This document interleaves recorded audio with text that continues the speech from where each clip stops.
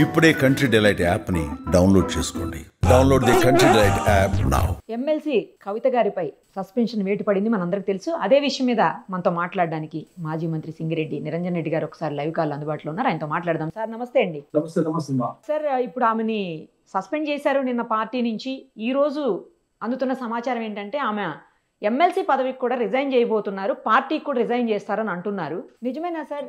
ఏ పరిస్థితుల్లో కన్న బిడ్డని కూడా చూడకుండా ఆయన ఇట్లా సస్పెండ్ చేశారని కొంతమంది అంటుంటే, ఆమె పార్టీకి తీరని ద్రోహం చేశారు, పార్టీని మొత్తం బలోపేతం చేయాల్సింది పోయి బలహీనపరుస్తూ పోతున్నారు గత కొన్ని రోజులుగా, అందుకనే ఇలా చేయాల్సి వచ్చిందని కొంతమంది మాట్లాడుతున్నారు. మీరేమంటారు సార్? పరిణామాలన్నింటినీ పార్టీ అధినేతంగా చాలా సున్నితంగా సునిశ్చితంగా ఆయన పరిశీలిస్తూనే వస్తున్నారు కేసీఆర్ గారు. తండ్రి స్థానము, అదేవిధంగా పార్టీ అధినేత స్థానం. ఆయన తండ్రి కవిత గారికి జన్మత తండ్రి, రక్త సంబంధంతో తండ్రి.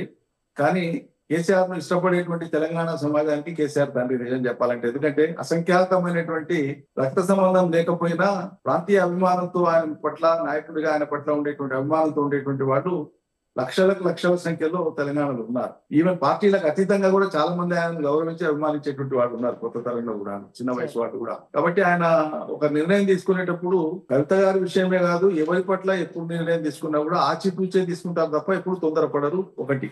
రెండు, గతంలో పలుమార్లు ఆయనే చెప్పినారు, పార్టీ క్రమశిక్షణకు సంబంధించినటువంటి అంశంలో ఎవరైనా ఎంతటి వారైనా ఉపేక్షించేది లేదు, అందరికీ ఒకటే వర్తిస్తుంది అనేటువంటి మాట కరాఖండిగా ఆయనే చెప్పినారు.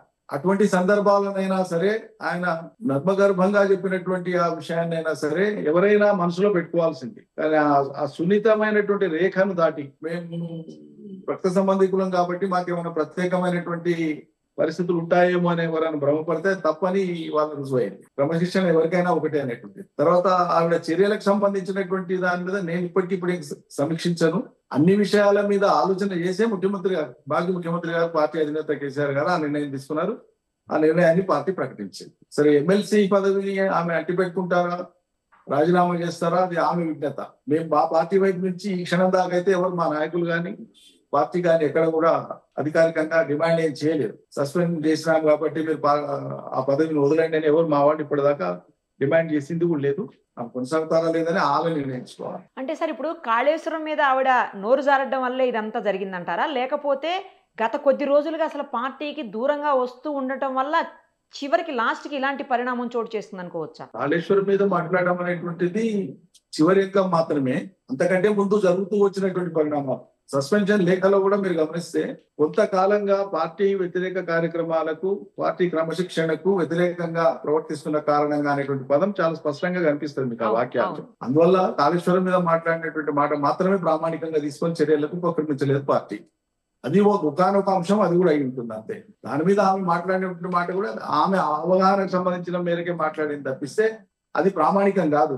బీఆర్ఎస్ పార్టీకి ప్రామాణికం కాదు, తెలంగాణ ప్రజలకు అది ప్రామాణికం కాదు. ఆ మాట అది ఆమె లిమిటెడ్ పర్సెప్షన్, లిమిటెడ్ అండర్స్టాండింగ్ తో మాట్లాడినటువంటి మాట మాత్రమే. గవర్నెన్స్ లో ఆమె భాగస్వామి కాదు, కేబినెట్ లో భాగస్వామి కాదు, జరిగిన చర్చలలో భాగస్వామి కాదు, తీసుకున్న నిర్ణయాలలో భాగస్వామి కాదు, అమలు జరిగినటువంటి కార్యక్షేత్రంలో ఆమె భాగస్వామి కాదు. అటువంటిప్పుడు ఆమె పేర్ స్టేట్మెంట్ అట్లా ఇవ్వడం అనేటువంటిది ఆమె లిమిటెడ్ అండర్స్టాండింగ్ తో ఇచ్చినటువంటిదిగా మేము భావిస్తున్నాం. ఆవిడ కొత్త పార్టీ పెడితే మరి అది ఏ మేరకు బీఆర్ఎస్ కు నష్టం కలిగించే అవకాశం ఉందనుకుంటున్నారు? మరి ఎన్ని పార్టీలు వచ్చినా, ఎన్ని సంస్థలు వచ్చినా కేసీఆర్ కేంద్ర బిందువుగా ఉండేటువంటి, తెలంగాణ అభిలాషలకు ప్రతిరూపంగా ఉండేటువంటి పార్టీ ఒకటిగానే ప్రజలు చూస్తారు, ఏకైక పార్టీగానే ప్రజలు చూస్తారు. మిగతా అన్ని వస్తుంటాయి, పోతుంటాయి. కేసీఆర్ ఈ పార్టీని ప్రారంభించిన తొలినాళ్ళ నుంచి, ఉద్యమ సంస్థను ప్రారంభించిన తొలినాళ్ళ నుంచి దాదాపు డజన్కు పైగా సంస్థలు వచ్చినాయి, పోయినాయి.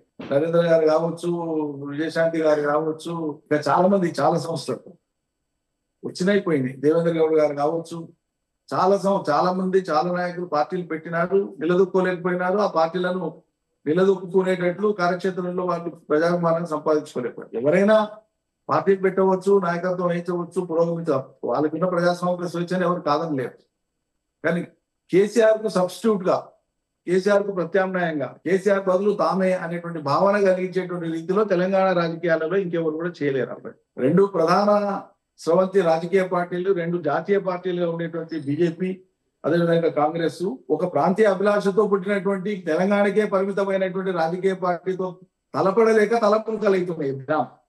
ఒకరు కేంద్రంలో ఒకరు రాష్ట్రంలో అధికారంలో ఉండవచ్చు కాక, కానీ కేసీఆర్ ప్రస్తావన లేని వాళ్ళ రాజకీయ ప్రకటనలు లేవు, వాళ్ళ రాజకీయ ఉపన్యాసాలు లేవు. రెండు ప్రభుత్వాలను, దేశ ప్రభుత్వాన్ని రాష్ట్ర ప్రభుత్వాన్ని నడిపేటువంటి రెండు రాజకీయ పార్టీలు కేసీఆర్ చుట్టూ చర్చ చేయక తప్పని పరిస్థితి వాళ్ళకు ఉందంటే కేసీఆర్ స్థాయి ఏందో, కేసీఆర్ పరిజ్ఞానం ఏందో, కేసీఆర్ రాజకీయ శక్తి ఏందో రెండు రాజకీయ పార్టీలకు బాగా తెలుసు.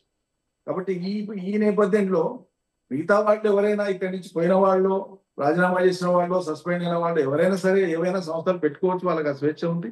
ప్రజాక్షేత్రంలో తమను తాము నిరూపించుకోవచ్చు, ఎవరికేం వర్తించాలి. కానీ చాలా మంది ప్రస్తుత నేతలు, మాజీ నేతలు కూడా బీఆర్ఎస్ కి సంబంధించిన వాళ్ళు ఆమె వెనకే పోబోతున్నారని అంటున్నారు సార్. చూస్తాం కదా రేపు నేను అది అంటే అటువంటి ప్రచారం సరైనదని నేను భావించట్లేదు. చాలా మంది కూడా తెలంగాణ రాజ్య సమితి మళ్ళీ టీఆర్ఎస్, అది కూడా షార్ట్ కట్ లో పెట్టుకున్న మనకి ఏమి ఇబ్బంది లేదు. మా ప్రజలలో నిరుపమ గారు సంతకు పోయో బజారుకు పోయో కూరగాయలు కొనేటప్పుడే వంకాయలు కొనాలన్నా కూడా దాంట్లో పుచ్చేది, పండిందేది, లేతగా ఏది ఉంది, ఫ్రెష్ గా ఏది ఉంది చూసి ఏరి కొంటారమ్మా. కాబట్టి ఒక రాజకీయ పార్టీకి స్థానం ఇచ్చేటప్పుడు, గౌరవం ఇచ్చేటప్పుడు, అవకాశం ఇచ్చేటప్పుడు అన్ని ప్రజలు మనసులో పెట్టుకొని పరిశీలన చేసి, ప్రజలు చెప్పరు నోటితో బయటికి, కానీ వాళ్ళు చూపించేటువంటిది వాళ్ళ యొక్క నిర్ణయం ద్వారా తెలియజేస్తారని సమయం వచ్చినప్పుడు చాలా సూక్ష్మ దృష్టి ఉంటుంది ప్రజలను ఎప్పుడు తక్కువ అంచనా వేయకూడదు. కొంతమంది అక్షరాస్యులుగా తక్కువ మంది ఉండొచ్చు, పట్టాలు తక్కువ మందికి ఉండొచ్చు, పరిశోధకులు తక్కువ మంది ఉండొచ్చు జనసామాన్యం, కానీ జనసామాన్యం యొక్క దృష్టి ఎప్పుడు కూడా చాలా సూక్ష్మమైంది, చాలా పదునైనటువంటిది. అది నేను బలంగా నమ్ముతాను. ఇప్పుడు ఈ పరిణామాల వెనక ఎవరున్నారని మీరు అనుకుంటున్నారంటే కవిత గారి వెనక? మీరు మీడియా వాళ్ళే మీరే అనలైజ్ చేసి చెప్తున్నారు కదా ఎవరున్నారో. అంతేనంటారా? రైట్ సార్, ఫైనల్లీ ఒక్కటి చెప్పండి. ఇప్పుడు ఇటు అంటే కవిత గారు, ఇటు సైడ్ హరీష్ గారు వచ్చినప్పుడు హరీష్ గారికి మొగ్గు చూపి కవిత గారిని బయటికి పంపించారా? అట్లా మొగ్గు చూపడము, ఇంకోరి పట్ల వ్యతిరేకంగా ఉండడం అట్లేం లేదు. ఇప్పుడు పార్టీ లైన్ అంటూ ఒకటి ఉంటది. మీకు 100 రకాల అభిప్రాయాలు ఉండవచ్చు ఒక అంశం మీద. అది పార్టీ అంతర్గత వేదికలో చర్చించుకోవడము, అభిప్రాయం వెల్లడి చేయడము, మెజార్టీ అభిప్రాయానికి కట్టుబడి ఉండి రాజకీయ పార్టీగా పనిచేయడం, అదే ప్రజాస్వామ్యం యొక్క స్ఫూర్తి. ఒక పార్టీకి కానీ, ఒక సంస్థకి కానీ, ఒక ప్రభుత్వానికి కానీ. నాకు కొన్ని అభిప్రాయాలు ఉన్నాయి కాబట్టి నా అభిప్రాయమే సరైంది, మిగతా వాళ్ళది కాదు అనే ధోరణిలో ప్రవర్తిస్తే అది వ్యక్తిగత ధోరణి అవుతుంది. సెక్టేరియన్ అంటారు దాన్ని, వ్యక్తిగత ధోరణి అవుతుంది. కాబట్టి హరీష్ రావు గారు వారి వైపు మొగ్గు చూపారా లేకుంటే అటువంటి పరిస్థితే లేదు. అక్కడ వ్యక్తుల అంశం కానే కాదు. అది పార్టీకి సంబంధించి ఒక విధానం ఉంటది. ఒక ఘటన జరిగినా, ఒక అంశం వచ్చినా తెర మీదకి ప్రజలకు సంబంధించినటువంటిది, అది రిజర్వేషన్లు కావచ్చు, మరొకటి కావచ్చు, మనకచర్ల కావచ్చు, కాళేశ్వరం కావచ్చు, ప్రజల ఇష్యూ ఇంకేదైనా కావచ్చు, దేశకాల పరిస్థితులను బట్టి జరిగే ఘటనలు అనేక ఉంటాయి, అవి కావచ్చు. వాటి పట్ల ఏ వైఖరి తీసుకోవాలనేటువంటిది పార్టీ చర్చ చేసి ఒక వైఖరి తీసుకొని ప్రకటిస్తారు. అట్లా కాకుండా ఎవరికి వాళ్ళు తోచినట్టు ఇదే నా వైఖరి, నేను చెప్పిందే కరెక్ట్, నా ఆలోచన పరంగా పోతేనే పార్టీ కరెక్ట్ పోయినట్లు, లేకుంటే తప్పు, నా ఆలోచనను పాటించకపోతే కేసీఆర్ కూడా తప్పు చేసినట్లే అని భావించడం అనేది, ఇది వ్యక్తులు ఎవరికి వాళ్ళు అతిగా తమ శక్తిలో, తమ విజ్ఞతను ఎక్కువ ఉందనుకొని ఆపాదించుకొని ఎదుటోళ్ళని విస్మరించి పరిస్థితులు తక్కువ అంచనా చూసేదానికి ఇది ఒక తార్కాణం. Right sir, thank you sir, మీ ఒపీనియన్ తెలియజేసినందుకు thank you so much. Suman టీవీలో మీ పర్సనల్ అండ్ బిజినెస్ ప్రమోషన్స్ కోసం కింది నెంబర్కి కాంటాక్ట్ చేయండి.